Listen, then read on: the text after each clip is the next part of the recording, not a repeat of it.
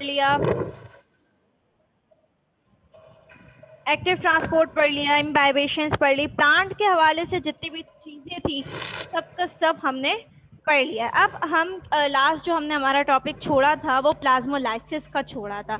अच्छा, मुझे जल्दी से एक रिव्यू बता दो कि प्लाज्मोलाइसिस होता क्या है। मिस आपकी आवाज क्लियर नहीं आ रही, क्या बोल रही है पता नहीं। सुमैया, आपको मेरी आवाज़ क्लियर आ रही है बेटा?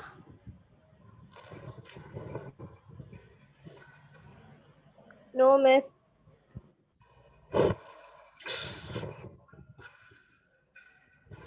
अब ठीक है?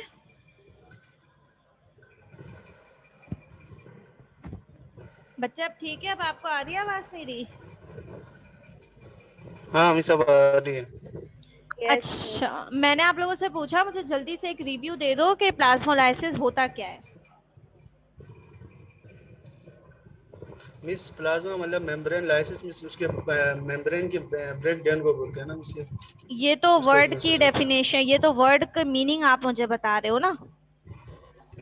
बेसिकली क्या होता है, प्रोसेस क्या है ये?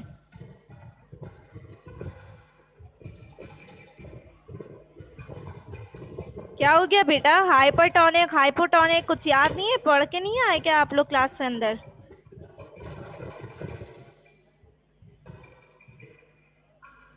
मैं जल्दी से आपको कोई रिव्यू दे रही हूँ कि प्लाज्मोलाइसिस क्या होता है और डी प्लाज्मोलाइसिस क्या होता है। डी प्लाज्मोलाइसिस तो खैर हमें वैसे भी पढ़ना ही था। प्लाज्मोलाइसिस का मैं आपको बता रही हूँ, एक सेकंड बेटा होल्ड कीजिएगा। चलो, प्लाज्मोलाइसिस, अगर आपका सेल आप हाइपरटोनिक सॉल्यूशन के अंदर डालते हो तो हाइपरटोनिक सॉल्यूशन में जो सेल है वो ज़्यादा पानी एब्जॉर्ब कर लेने की वजह से टर्जिड हो जाता है। और टर्जिड का मतलब क्या है कि सेल स्ट्रेच होना शुरू हो जाएगा, सेल के अंदर टेंशन पैदा होना शुरू हो जाएगी, ठीक है। और उसका जो सॉल्यूट पोटेंशियल होगा और वाटर पोटेंशियल होगा वो सेल सेप के मुकाबले में कम हो जाएगा, नेगेटिव की तरफ चला जाएगा। सेल सेप पता है क्या होता है? यही पूछने वाला था मिस, सेल से समझ नहीं आया। अच्छा सुमैया, आपको पता है कि सेल सेप क्या होता है? No miss. बता दो मुझे। माशाल्लाह बेटा, आपने लास्ट क्लास में तो फिर भी कुछ नहीं पूछा, मैंने पूछा था तब भी सेल सेप क्या होता है, आप लोगों ने कहा मिस पता है क्या होता है। सेल सेप एक मिक्सचर होता है आपके सॉल्ट का और बाकी नहीं तमाम समझे, लिख चीज़ों का, देखो। वाटर का। बेटा माइक बंद कर दीजिए, डिस्टरबेंस हो रही है। हसनैन माइक बंद कर दीजिए बेटा, डिस्टरबेंस हो रही है। चलिए, सेल सेप बेसिकली सेल का एक मिक्सचर होता है जो कि आपका प्रोटीन, वाटर, सॉल्ट वगैरह का बना हुआ होता है, मिनरल का बना हुआ होता है। ये पूरा मिक्सचर, इसको एक कलेक्टिवली नाम दे दिया गया है, वो क्या है? सेल सेप है, ठीक है। अगर आप सेल को हाइपरटोनिक सॉल्यूशन के अंदर डालते हो तो आपका सेल ज़्यादा वाटर के अक्यूमुलेशन की वजह से, ज़्यादा वाटर एब्जॉर्प्शन की वजह से टर्जिड हो जाता है। टर्जिड का मतलब वो स्ट्रेच होना शुरू होगा, उसमें टेंशन पैदा होना शुरू हो जाएगी, जिसकी वजह से जो वाटर पोटेंशियल और सॉल्यूट पोटेंशियल होगा वो सेल सेप के मुकाबले में कम हो जाएगा, नेगेटिव की तरफ चला जाएगा, ठीक है। और वाटर लॉस होना शुरू हो जाएगा, कौन से प्रोसेस के थ्रू? एक्स ऑस्मोसिस के थ्रू, ठीक है। अगर आपके पास, सबसे पहले आप देखते हो कि आपके सेल का कंटेंट है, यानी जो आपके सेल का वॉल्यूम है वो हल्का सा कम होना शुरू हो जाता है। जैसे ही आपके सेल का वॉल्यूम कम होना शुरू हो जाएगा, साइटोप्लाज्म सेल वॉल से अपनी जगह छोड़ता चला जाएगा। जब वो अपनी जगह खाली करेगा, छोड़ेगा, तो एक गैप आ जाएगा दोनों के दरमियान में। किसके दरमियान में? सेल वॉल और सेल मेम्ब्रेन के दरमियान में एक गैप नजर आएगा आपको, ठीक है। इस गैप से आपके सेल वॉल का जो प्रोटोप्लाज्म होगा वो बाहर की तरफ निकलना शुरू हो जाएगा, और इस प्रोसेस को हम क्या कहते हैं? प्लाज्मोलाइसिस कहते हैं। क्लियर है बात? समझ आ गया कि प्लाज्मोलाइसिस क्या होता है? कोई ऐसा बच्चा तो नहीं है जिसको ये बताइए अभी तक समझ में नहीं आया कि प्लाज्मोलाइसिस क्या होता है? बेटा ये आपके एग्जाम में लाजमी तौर पे पूछा जाता है, या तो ये वन लाइनर में पूछेंगे या तो ये शॉर्ट के अंदर पूछ लेंगे आपसे कि प्लाज्मोलाइसिस क्या होता है। इसीलिए कह रही हूँ कि आप मुझे अभी बता दें कि आपको प्लाज्मोलाइसिस समझ में आया है या नहीं आया। आप लोग चुप रहेंगे तो फिर मैं यही समझूंगी कि आप लोगों को आई है।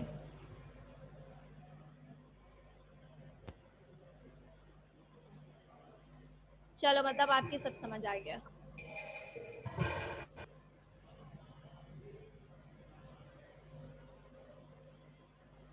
चलिए अच्छा, अब पॉइंट ये है कि जब आपका साइटोप्लाज्म सेल वॉल और सेल मेम्ब्रेन के दरमियान से अपनी जगह छोड़ना शुरू करता है, तो इस चीज को, इस इंसिडेंट को हम क्या कहते हैं? इंसिपेंट प्लाज्मोलाइसिस कहते हैं। अगर आपसे पूछा जाए व्हाट इज इंसिपेंट प्लाज्मोलाइसिस, तो इंसिपेंट प्लाज्मोलाइसिस वो पॉइंट है जहां से आपका साइटोप्लाज्म सेल वॉल से सेपरेट होना स्टार्ट होता है।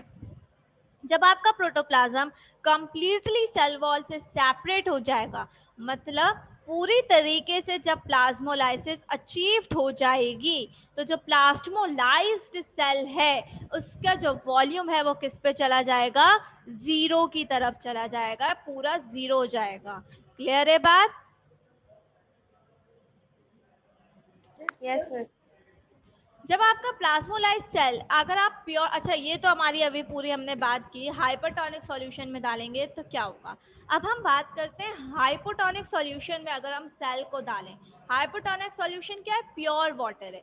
वो कह रहे हैं या तो आप प्योर वाटर के अंदर प्लाज्मोलाइज्ड सेल को डाल दें, जो अभी ऊपर प्लाज्मोलाइज्ड हुआ है सेल, उसी को अगर आप प्योर वाटर में डालें या फिर आप हाइपोटोनिक सॉल्यूशन में डालें, तो वाटर जो होगा वो फ्लो करना शुरू कर देगा वैक्यूल के अंदर, और इस प्रोसेस को हम क्या कहते हैं? Endo osmosis. दैट मीन्स कि वाटर कहाँ मूव करना शुरू कर रहा है? बाहर से सेल का जो वैक्यूल है, सेल के अंदर जो वैक्यूल है उसके अंदर फ्लो करना शुरू कर रहा है। ठीक है। प्रोटोप्लाज्म ग्रेजुअली फैलना शुरू हो जाएगा। जब वो फैलेगा तो सेल वॉल भी क्या होगी? प्रेस होना शुरू होगी। प्रेस हो रही है, डेट मीन्स के प्रेशर पोटेंशियल डेवलप होना शुरू हो रहा है आहिस्ता आहिस्ता। आहिस्ता आहिस्ता प्रेशर पोटेंशियल बढ़ेगा, वाटर पोटेंशियल बढ़ेगा, सॉरी, जब आपका प्रेशर पोटेंशियल बढ़ेगा तो वाटर पोटेंशियल भी बढ़ेगा, और वो किसकी तरफ चला जाएगा? नेगेटिव की तरफ चला जाएगा। और फिर वही बात कि सेल टर्जिड होगा। टर्जिड होने के बाद this recovery of cell from plasmolysis, plasmolysis के बाद जब आप सेल को प्योर वाटर या हाइपोटोनिक सॉल्यूशन में डाल के दोबारा से रिकवर करते हो, तो ये प्रोसेस क्या कहलाता है? डी प्लाज्मोलाइसिस का प्रोसेस कहलाता है। क्लियर हो गई बात? कोई मसला है यहाँ रिपीट पे? कर दें। अच्छा बेटा, ऊपर हाइपरटोनिक में जब हमने सेल को डाला था तब हमारा सेल प्लाज्मोलाइज्ड हुआ था, मतलब कि प्रोटोप्लाज्म पूरा सेल से बाहर आ गया था। अब उसी सेल को हम प्योर वाटर या हाइपोटोनिक सॉल्यूशन में डालेंगे, तो जो बाहर वाला पानी है वो अंदर की तरफ जाना शुरू होगा, और बाहर से जब कोई चीज़ अंदर जा रही है, और क्योंकि वाटर की बात हो रही है, तो इस प्रोसेस को हम क्या कहेंगे? एंडो ऑस्मोसिस कहेंगे। और वो जो वाटर है जो बाहर से सेल के अंदर जा रहा है, अंदर वो किसके पास जा रहा है? वैक्यूल के पास जा रहा है। ठीक है, यहाँ तक क्लियर हो गई बात? Yes miss. अब जैसे जैसे अंदर वाटर जाता रहेगा, पानी भरता रहेगा, प्रोटोप्लाज्म ग्रेजुअली फैलना शुरू होगा, आहिस्ता आहिस्ता एक्सपेंड होना शुरू होगा।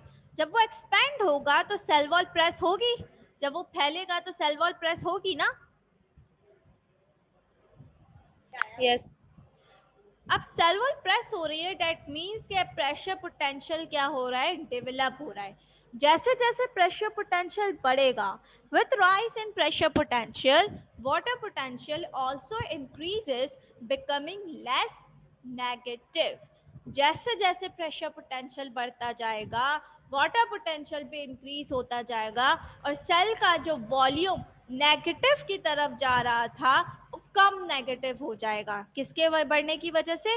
वाटर पोटेंशियल के बढ़ने की वजह से।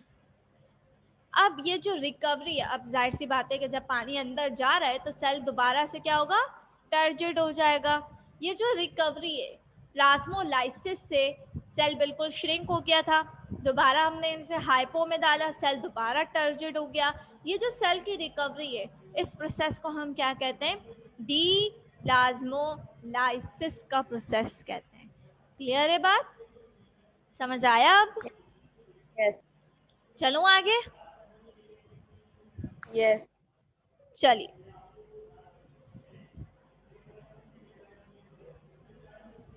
अच्छा यहाँ पर आपके प्लांट से मुतालिक जितने इंट्रोडक्शन चीज़ें थी वो मैंने बता दी आप लोगों को। अब आपके पास मोस्ट इम्पॉर्टेंट प्रोसेस आ रहा है, मोस्ट इम्पॉर्टेंट क्वेश्चन है। ये क्वेश्चन लाजमी तौर पे लॉन्ग के अंदर आता ही आता है बॉटनी के पार्ट में। ये बेसिकली इस तरीके से डिज़ाइन किया हुआ है, या अगर ये लॉन्ग में ना भी आया तो ये आपके शॉर्ट क्वेश्चन में लाजमी आ जाएगा। तो इस क्वेश्चन को छोड़ के जाने की गलती भी मत कीजिएगा, ठीक है? Ascent of sap and transpiration pull. Ascent of sap होता क्या है बेसिकली, मैंने आप लोगों के लिए बुक के पिक्चर्स के ऊपर भी मार्किंग की हुई है, जहाँ जहाँ मुझे लगा है ज़रूरी है वहाँ मैंने आपको मार्क करके बता दिया, ये लॉन्ग में आता है, इसका ये मतलब है, उसका ये मतलब है, ठीक है? अच्छा, एसेंट ऑफ सैप बेटा होता ये है कि वाटर जो रूट्स वगैरह होते हैं, आपकी क्लास में कोई अब्दुल रहमान है?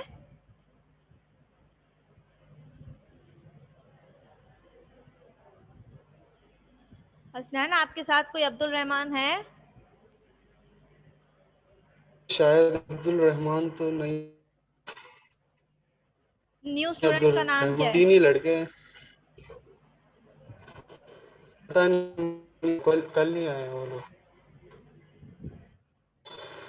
बहर अच्छा, जो रूट्स आपके वाटर को एब्जॉर्ब कर रहे होते हैं, अगर एक्सेस वाटर वो रूट एब्जॉर्ब कर ले और प्लांट के एरियल पार्ट तक पहुंचा दे तो ट्रांसपायरेशन का प्रोसेस होता है।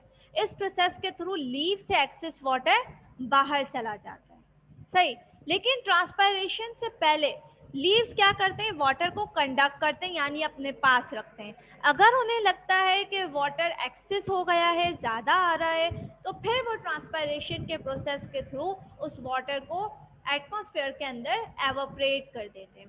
ट्रांसपायरेशन होती क्या है, इसका सिर्फ नाम अभी याद रखो, आगे चल के आपको पता चल जाएगा ट्रांसपायरेशन कैसे होती है और बेसिकली है क्या। अब ये जो वाटर की अपवर्ड मूवमेंट हो रही है, रूट्स तो नीचे है ना, वो जमीन के नीचे से पानी एब्जॉर्ब करेंगे, एब्जॉर्ब करके वाटर को कहाँ देंगे, ऊपर की तरफ देंगे, ठीक है? अब वो वाटर ट्रांसपायरिंग सरफेस यानी आपके लीफ के पास जाएगा, सही? यहाँ तक क्लियर है बात? यस मिस चलिए, अब जब वो लीफ के पास जा रहा है तो नीचे से चीज ऊपर जा रही है, दैट मीन्स कि ये ग्रेविटी के अगेंस्ट काम हो रहा है। ग्रेविटी के अगेंस्ट बात समझ आई? फिजिक्स में आप लोगों ने पढ़ा होगा ना कि कोई भी चीज या फिर ऐसे समझ लो कि हम जब ऊपर की तरफ जंप करते हैं तो ग्रेविटी की वजह से दोबारा नीचे ही आते हैं ना, ऊपर तो नहीं रह जाते। बिल्कुल वैसे ही जब हम जंप कर रहे हैं तो हम ग्रेविटी के अगेंस्ट जा रहे हैं और ग्रेविटी हमें दोबारा नीचे ला रही है। बिल्कुल वैसा ही काम आपके पास वाटर का हो रहा है, लेकिन इसमें काम ये है कि वाटर ऊपर की तरफ जा रहा है ग्रेविटी के अगेंस्ट, दोबारा नीचे नहीं आता, ठीक है? इस प्रोसेस को जिसमें वाटर आपका रूट एब्जॉर्ब करते हैं और वो ग्रेविटी के अगेंस्ट लीव्स के अपर पार्ट में पहुंचाते हैं, ये प्रोसेस आपका क्या कहलाता है, एसेंट ऑफ सैप का प्रोसेस कहलाता है। क्लियर है बात? यस मिस किसी को मसला नहीं है यहाँ तक?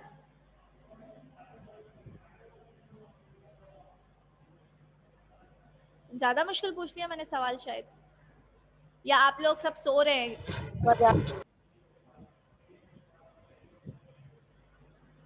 चलिए, अब जो डिस्टेंस वाटर ऊपर की तरफ जाने के लिए ट्रैवल करता है, ये प्लांट्स जो हर्ब्स वाले प्लांट होते हैं ना, उनके अंदर ये डिस्टेंस कम होता है, और जो लंबे लंबे ट्रीज होते हैं उनके अंदर ये डिस्टेंस ज़्यादा होता है।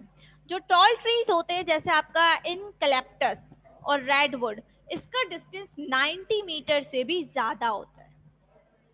अब दो एक्सपेक्ट होते हैं इस प्रॉब्लम को सॉल्व करने के लिए। या फिर इस प्रॉब्लम को आपको एक्सप्लेन कैसे किया गया है, 2 पाथवेज बताकर। जो पहला आपको एक्सपेक्ट बताया हुआ है वो है path of ascending stream of water. अब साइंटिस्ट ने एक एक्सपेरिमेंट परफॉर्म किया जिससे ये पता चल सके कि जो शॉर्ट प्लांट्स हैं उनके अंदर जाहिर सी बात है वाटर को ट्रैवल करने का डिस्टेंस कम लगता है, और जो टॉल ट्रीज हैं, जो लंबे लंबे आपके प्लांट्स या दरख्त वगैरह हैं, उनमें डिस्टेंस ज़्यादा होता है, तो कोई प्रॉब्लम वगैरह क्रिएट होती है, अगर होती भी है तो वो कैसे होती है। इस चीज़ को एक्सपेरिमेंटली प्रूव किया गया है। ठीक है, मिस आपकी आवाज नहीं आ रही। अब ठीक है, आ रही है? हेलो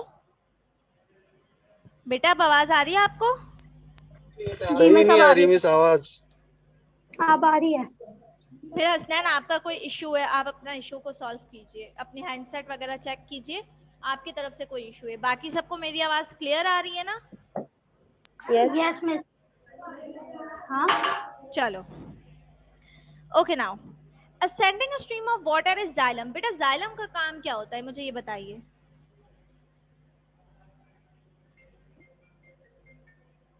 फ्लो ऑफ वाटर करवाता है ना। जी, वाटर को फ्लो करवा रहा होता है। ठीक है, जाइलम एक कॉम्प्लेक्स टिश्यू होता है, इसके पास 2 तरीके के वाटर कंडक्टिंग सेल होते हैं। एक होते हैं ओपन एंडेड सेल जिसको हम वेसल्स कहते हैं, एक होते हैं पोरस सेल जिस और ट्रैकाइड्स, या फिर ये कह लो कि एक होते हैं पोरस सेल जिसको हम ट्रैकाइड्स कहते हैं। आप फिगर 14.4 में देखिए, आपको यहाँ पे वेसल नजर आ रही होगी, ये रही वेसल, ये ओपन एंडेड है, ये देखो एंड नजर आ रहे हैं इसके, ओपन है ना, ये जाइलम की ही टाइप है और इसको आप वेसल्स कहते हो। एक होते हैं पोरस सेल, ये लंबे लंबे से नजर आ रहे हैं, ये पोरस सेल होते हैं, और ये ट्रैकाइड्स कहलाते हैं। सबसे पहले हम वेसल्स को देखते हैं। वेसल्स हमारे पास थिक वॉल ट्यूब होती है, यानी इनकी जो वॉल्स होती हैं, ये जो वॉल्स है ना जहाँ मेरा कर्सर जा रहा है, ये थिक होती है, मोटी होती है, ट्यूब लाइक स्ट्रक्चर होता है। ये कुछ फीट तक फैली हुई होती है, एक्सटेंडेड मतलब कुछ फीट तक होगी, जाइलम टिश्यू कुछ फीट तक आपका एक्सटेंडेड हुआ होगा। इसकी रेंज, इसका डायमीटर होता है 20 म्यूमीटर से लेके 70 म्यूमीटर तक का होता है। ठीक है, इसकी जो वॉल है ये पूरी वॉल लिग्निफाइड होती है और पिट्स के जरिए से परफोरेटेड होती है। क्लियर है बात? पिट्स ये होते हैं, ये आपको मेरा कर्सर नजर आ रहा है, ये जो स्ट्रक्चर है ना, ये पिट्स कहलाते हैं। ठीक है, इससे पूरी की पूरी क्या हुई हुई होती है, परफोरेट हुई हुई होती है। क्लियर है बात? अब जो पिट है, द पिट लिग्निन है, ये सेल वॉल के अंदर डिपॉजिट नहीं होता, या फिर ये कह लो at the pit lignin is not deposited and cell wall is thin made up of cellulose. जो पिट का स्ट्रक्चर है ना, यहाँ पे लिग्निन डिपॉजिट नहीं होता, और जो सेल वॉल होती है ये बिल्कुल पतली होती है और ये सेल्यूलोज की बनी हुई होती है। क्लियर है बात यहाँ तक? मिस लिग्निन क्या होता हसनैन मुझे आपकी आवाज बिल्कुल भी क्लियर नहीं आ रही, बहुत शोर शराबा आ रहा है पीछे की तरफ से।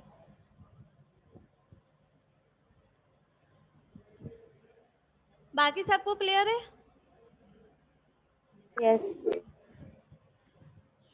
यस मिस क्लियर है आवाज। चलो फिर हम आगे चलते हैं। हसनैन आप अपने आवाज को क्लियर कीजिए और फिर मुझे बताइए आप क्या पूछ रहे थे मुझसे। बेटा जैसे आपका सेल्यूलोज एक मटेरियल होता है ना, बिल्कुल वैसे ही लिग्निन भी क्या है, एक मटेरियल है जो प्लांट के अंदर डिपॉजिट, सेल वॉल के अंदर डिपॉजिट होकर उसको थिक बनाता है, उसको स्ट्रॉन्गेस्ट बनाता है। ठीक है, नाउ अब ये पिट्स जो होते हैं ना, ये अपने बाकी आसपास के सेल के पिट्स के साथ मैचअप होते हैं, जिससे सेल की कैविटी अपने आसपास के सेल की कैविटी के साथ कनेक्टेड हो सकती है।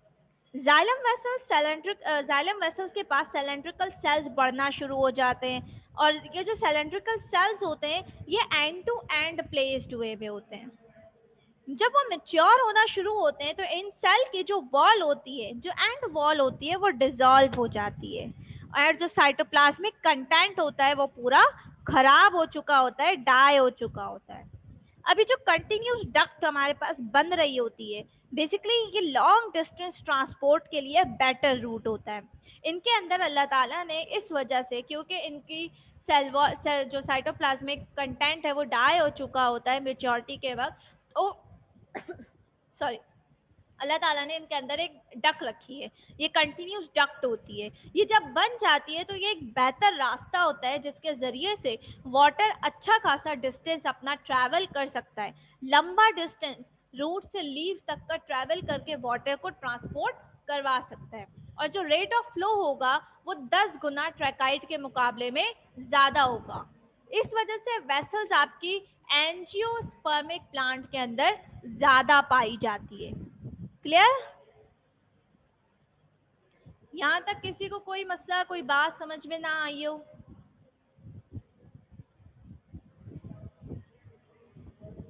एंजियोस्पर्मिक प्लांट क्या होता है? एंजियोस्पर्मिक प्लांट बेटा वो प्लांट की एक फीमेल टाइप होती है। आप लोगों ने भी किंगडम प्लांट ही नहीं पढ़ा ना, आप किंगडम प्लांट ही पढ़ोगे तो उसमें मेल और फीमेल प्लांट्स आपको पढ़ाए जाएंगे। जो फीमेल प्लांट्स होते हैं ना उनको हम एंजियोस्पर्मिक प्लांट्स कहते हैं। ठीक है, एक प्लांट की टाइप होती है बेसिकली ये। क्लियर है बेटा सबको? आगे चलूं मैं? Yes miss. चलिए आगे।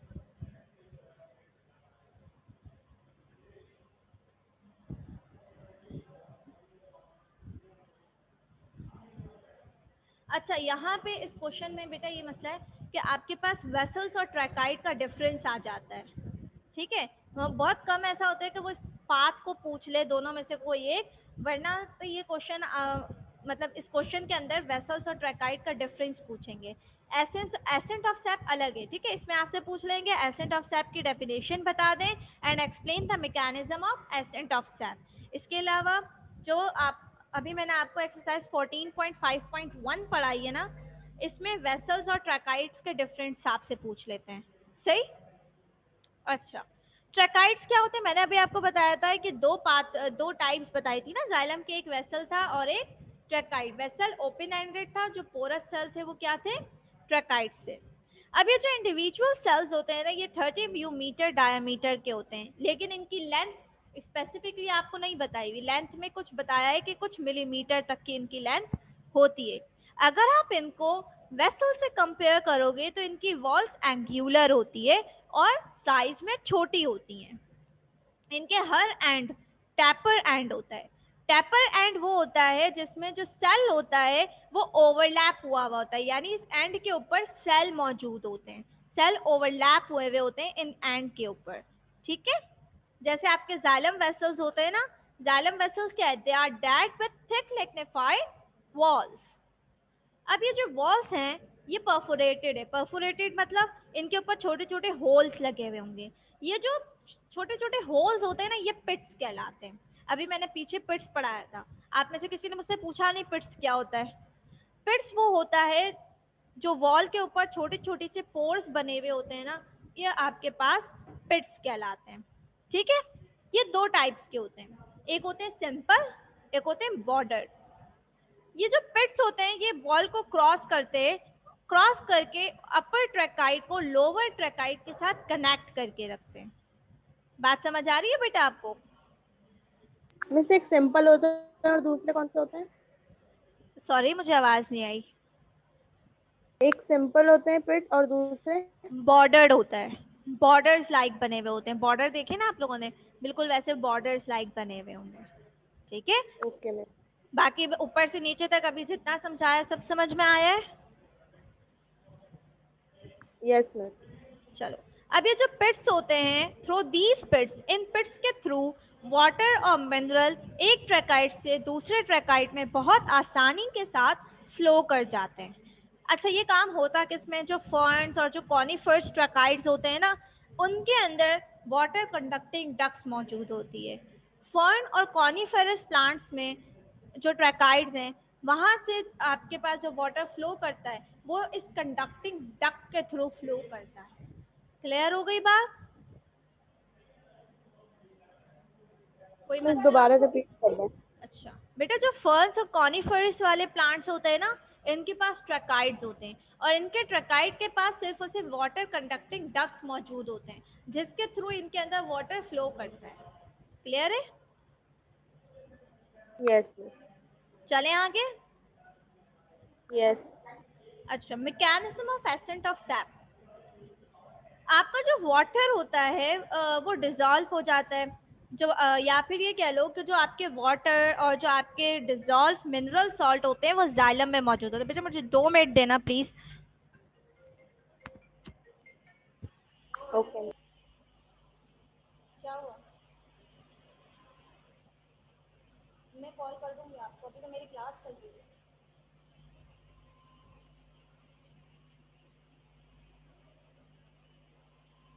हाँ हाँ सही है।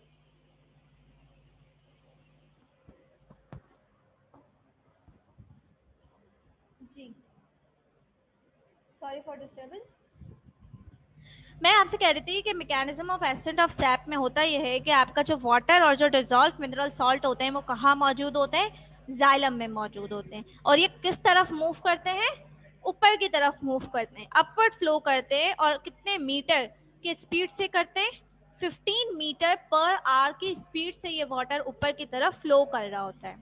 अब जो जाइलम सैप होता है ये जो वाटर को ऊपर की तरफ लेके जाता है तो ये ग्रेविटी से अगेंस्ट वाटर को पुल कर रहा होता है। किसकी वजह से?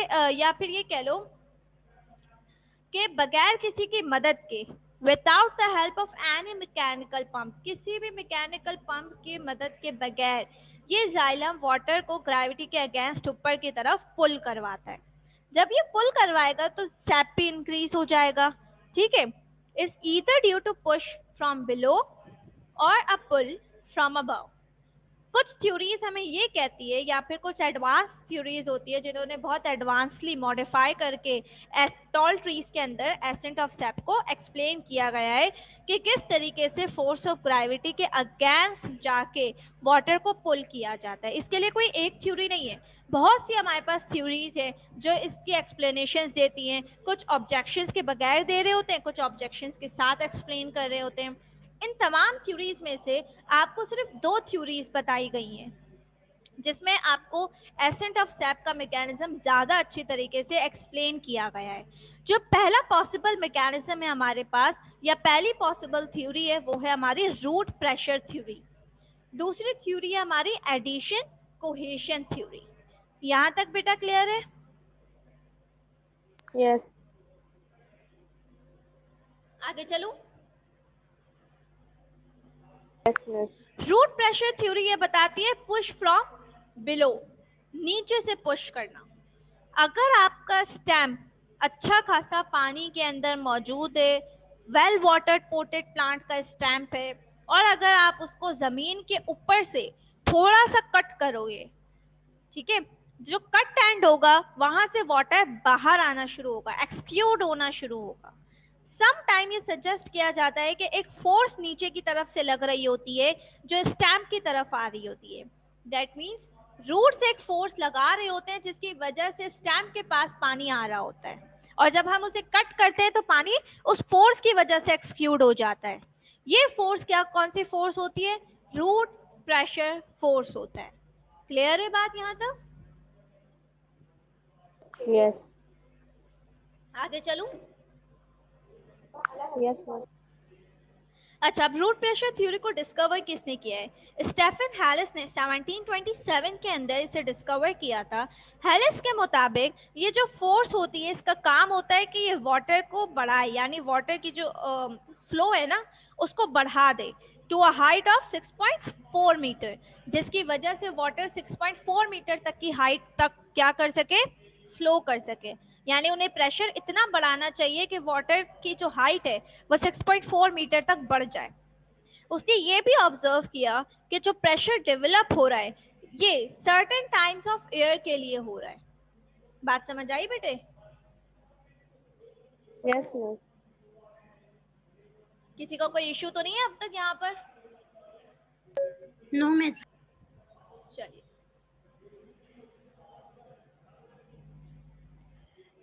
Okay. Root pressure also causes guttation. अब इस रूट प्रेशर की वजह से गुटेशन भी होता है। गुटेशन क्या होता है? ये एक सवाल आपके पास वन लाइनर के अंदर बन के आ जाएगा, व्हाट इज गुटेशन? गुटेशन वो प्रोसेस होता है जिसमें आपका वाटर वाटर ड्रॉपलेट्स की फॉर्म में क्या होता है, एवोपरेट होता है। ठीक है, बात समझ आई। लीव से वाटर ड्रॉपलेट्स की फॉर्म में एवोपरेट हो जाएगा बाहर एटमॉस्फेयर की तरफ। ये प्रोसेस क्या कहलाता है, गुटेशन का प्रोसेस कहलाता है। क्लियर है बेटा? कुछ मुश्किल पूछ लिया मैंने?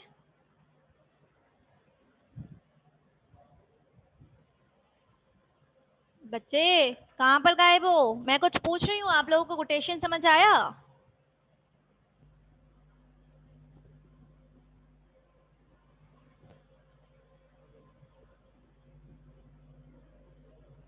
मुनज्जा, सुमैया, स्नैन, बेटा कहाँ पर हो? जी मिस समझ में आ गया। बाकी सब क्या सो रहे हैं?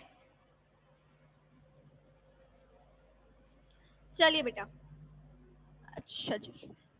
अब ये जो आपको आगे की तरफ पूरी लाइन बताई हुई है, ये सब की सब क्या है, गुटेशन की डेफिनेशन है। मैं इसको रीड कर देती हूँ, इसमें कुछ समझ में ना आए तो आप लोग मुझसे पूछ लीजिएगा। The expectation of water droplets can be seen on the tip of grass blade and the leaf margin of small herbaceous dicot plant. ये जो वाटर ड्रॉपलेट की एक्सपेक्टेशन है, ये आपने कहाँ पे नजर आएगी, आपने कहीं देखी भी होगी, जो ग्रासेस होते हैं ना उसके टिप पे नजर आ जाएगी, या जो छोटे हर्बिशियस डाइकोट प्लांट है उनकी जो मार्जिन होती है, लीफ की मार्जिन, वहां भी आपको ये कोटेशन नजर आ रही होगी। नाइट में यानी रात के वक्त जब ट्रांसपायरेशन का रेट कम हो जाता है तो जो रूट प्रेशर होता है वो जाइलम की तरफ जाइलम सैप को पुश करना शुरू कर देता है शूट सिस्टम की तरफ। मैं अगेन रिपीट कर रही हूँ, रात के वक्त जब आपका रेट ऑफ ट्रांसपायरेशन कम हो जाता है तो जो रूट प्रेशर होता है ये जाइलम सैप को शूट सिस्टम की तरफ पुश कर देता है। जितना ज़्यादा वाटर लीव्स में इस प्रेशर की वजह से एंटर होना शुरू हो जाता है एज कंपेयर टू ट्रांसपायरेशन, मतलब ट्रांसपायरेशन में इतना नहीं जाता जितना कि वाटर इस वजह से लीव्स में एंटर हो जाता है। और जो एक्सेस ऑफ वाटर, जो ज़्यादा वाटर होगा वो लिक्विड की फॉर्म में बाहर की तरफ एक्सपेल्ड आउट होना शुरू हो जाएगा। और ये जो आपका वाटर बाहर की तरफ एक्सपेल्ड आउट होता है, ये ओपनिंग के थ्रू बाहर की तरफ एक्सपेल्ड आउट होता है। वो ओपनिंग कौन सी ओपनिंग कहलाती है, आपकी हाइडाथोर्स की ओपनिंग कहलाती है। क्लियर है बात? नो मिस, दोबारा रिपीट कर दें। अच्छा बेटा, कोटेशन समझ आया था आपको? यस मिस, नेट का प्रॉब्लम था तो इसलिए थोड़ा सा बेटा गुटेशन वो प्रोसेस होता है जिसमें आपके पास वाटर की मूवमेंट बाहर की तरफ किस फॉर्म में होती है, वाटर ड्रॉपलेट्स की फॉर्म में होती है। और ये वाटर ड्रॉपलेट्स यानी ये गुटेशन आपको कहाँ नजर आएगी, जो ग्रासेस की टिप्स होती है ना, घास की जो टिप होती है वहाँ नजर आ सकती है, या जो छोटे छोटे हर्बिशियस डाइकोट प्लांट होते हैं उनके लीव्स की जो मार्जिन है वहाँ भी आपको नजर आ सकती है। अब वो कह रहे हैं कि रात के वक्त जब हमारा ट्रांसपायरेशन का रेट कम हो जाता है तो जो रूट प्रेशर होता है ये जाइलम सैप को शूट सिस्टम की तरफ पुश कर देता है, यानी एक सिस्टम से दूसरे सिस्टम की तरफ पुश कर देता है और इसकी वजह से ज़्यादा वाटर लीव्स में जाना शुरू हो जाता है। अब ये जो एक्सेस वाटर लीव के पास आ गया है, लीव इसको बाहर एटमॉस्फेयर में लिक्विड की फॉर्म में निकाल देगी, बाहर एक्सपेल्ड आउट कर देगी। कैसे? एक ओपनिंग होती है इनके पास, वो ओपनिंग क्या कहलाती है, हाइड्रोथोर्स की ओपनिंग कहलाती है, जिसके थ्रू वाटर लिक्विड की फॉर्म में लीव से बाहर एक्सपेल्ड आउट हो जाता है। क्लियर है बात? Yes miss. चलिए, अब जो रूट प्रेशर आपने डेमोन्स्ट्रेट किया गया था, या फिर जो साइंटिस्ट ने जो डेमोन्स्ट्रेट किया है रूट प्रेशर के अंदर एक फैक्ट, वो ये है, it seems unlikely that it can account completely for upward conduction of water in xylem. Unlikely, इसमें जो वाटर की अपवर्ड कंडक्शन होती है जाइलम के अंदर वो कम्प्लीटली होती है, क्योंकि ये वाटर के मीटर को, वाटर के प्रेशर, वाटर के फ्लो को इंक्रीज कर देता है। मोर ओवर, जितने भी आपके टॉल ट्रीज होते हैं उनमें रूट प्रेशर जनरेट नहीं होता। ठीक है, it is not a potent factor and we must look for an alternative mechanism. अब वो आपको बता रहे हैं कि जो टॉल ट्रीज हैं उनके अंदर रूट प्रेशर जनरेट नहीं होता, तो उनके लिए कोई दूसरा मैकेनिज्म होगा, एक ऑल्टरनेटिव मैकेनिज्म होगा जिसके थ्रू इनके अंदर वाटर ऊपर की तरफ मूव करवाया जाए अगेंस्ट द ग्रेविटी। क्लियर है बात यहाँ तक? यस। सबको क्लियर है?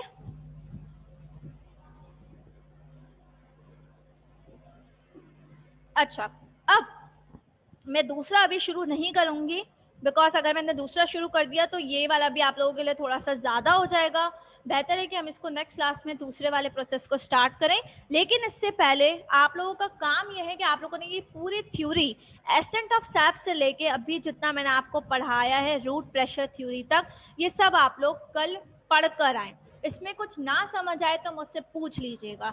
आप लोगों ने नहीं पूछा, मैं यही समझूंगी कि आप लोगों को सब समझ में आ गया है। ठीक है, देन फिर हम आगे की तरफ जाएंगे और आगे वाले प्रोसेस हमारा ज़्यादा टिपिकल है, ज़्यादा कॉम्प्लेक्स है। ठीक है, अभी आप लोगों की क्लास का टाइम भी खत्म हो गया है। कल भी ऑनलाइन होगी मिस क्लास? बेटा जो भी होगा आपका ये क्लासेस का सिस्टम और टाइमिंग्स वगैरह ये सब आपको स्टाफ की तरफ से मिस उज़मा, मिस फातिमा या सर वसीम की तरफ से इन्फॉर्म कर दिया जाएगा। ठीक है, फिलहाल के लिए मैंने आप लोगों को काम दे दिया है, इस काम पे फोकस कीजिए, नेक्स्ट क्लास में मुझे बताइएगा और फिर आगे का जो कॉम्प्लेक्स मैकेनिज्म है फिर हम वो बाद में स्टार्ट करेंगे इंशाल्लाह ताला हमारी नेक्स्ट क्लास के अंदर। ठीक है, stay safe, stay home, thank you so much, अल्लाह हाफिज़।